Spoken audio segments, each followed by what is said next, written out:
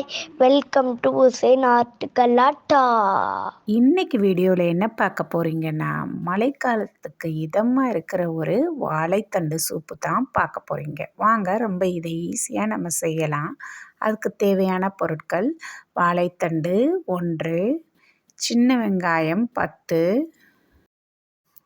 இஞ்சி ஒரு 2 இன்ச்சு, பூண்டு 7 பல், மிளகு 1 டீஸ்பூன்,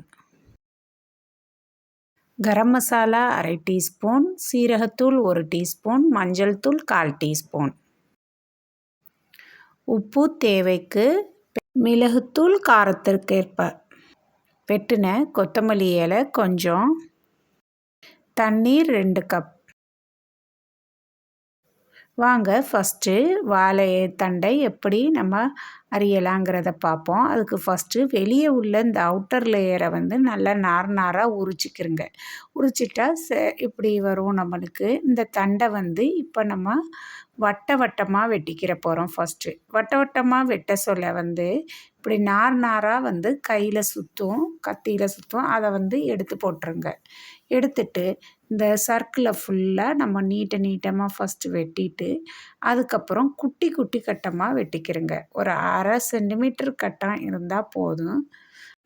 சின்னதாக வெட்டுறதுனால நம்மளுக்கு சீக்கிரம் வேகவும் செய்யும்.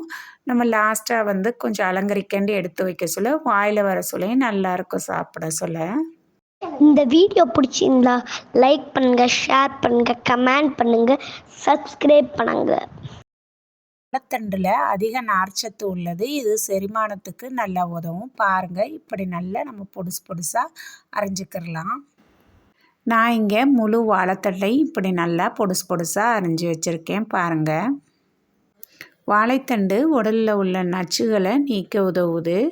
அடுத்து இப்போ வாங்க சூப்பு செய்யலாம். அதுக்கு குக்கரை எடுத்துக்கிறலாம். குக்கரில் நம்ம வெட்டின வாழைத்தண்டு, சின்ன வெங்காயம், அடுத்தது மசாலா, அடுத்தது இந்த 2 கப் தண்ணியையும் சேர்த்து நல்லா மிக்ஸ் பண்ணிக்கிறங்க.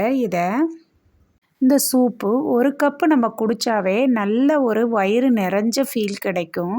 இதில் பொட்டாசியம் ஜாஸ்தி இருக்கிறதுனால நம்ம பிபியை சீராக்க உதவுது. நல்லா மிக்ஸ் பண்ணிவிட்டு குக்கரை மூடி போட்டு விசில் வச்சு ஒரு 5 to 6 விசில் வரை வேக விடுங்க.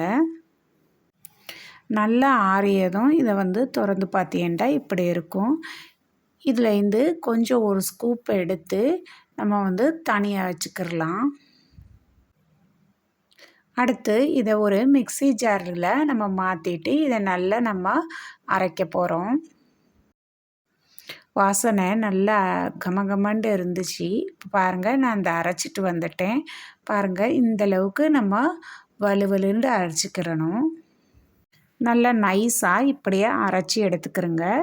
அடுத்ததாக இதை நம்ம வடிகட்ட போகிறோம். ஒரு வடிகட்டியில் வச்சு இதை நல்லா கரண்டியை வச்சு நல்லா அழுத்தி இதை நல்லா வடித்து எடுத்துக்கிறோங்க. நான் சொன்ன அளவு இந்த 2 கப் தண்ணியே இந்த வாழைத்தண்டுக்கு கரெக்டாக இருந்துச்சு. இந்த வாழைத்தண்டு சூப்புக்கு உங்களுக்கு இதை விட கொஞ்சம் லிக்விடாக வேணும்னா கூட நீங்கள் கொஞ்சம் தண்ணியை ஆட் பண்ணிக்கிடலாம்.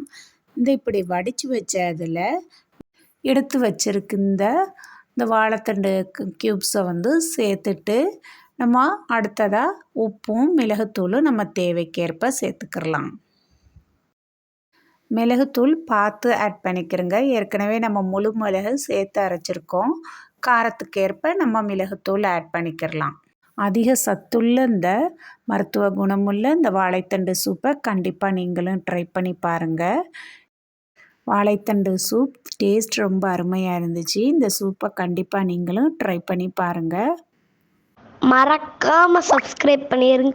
தேங்க்ஸ் ஃபார் வாட்சிங்.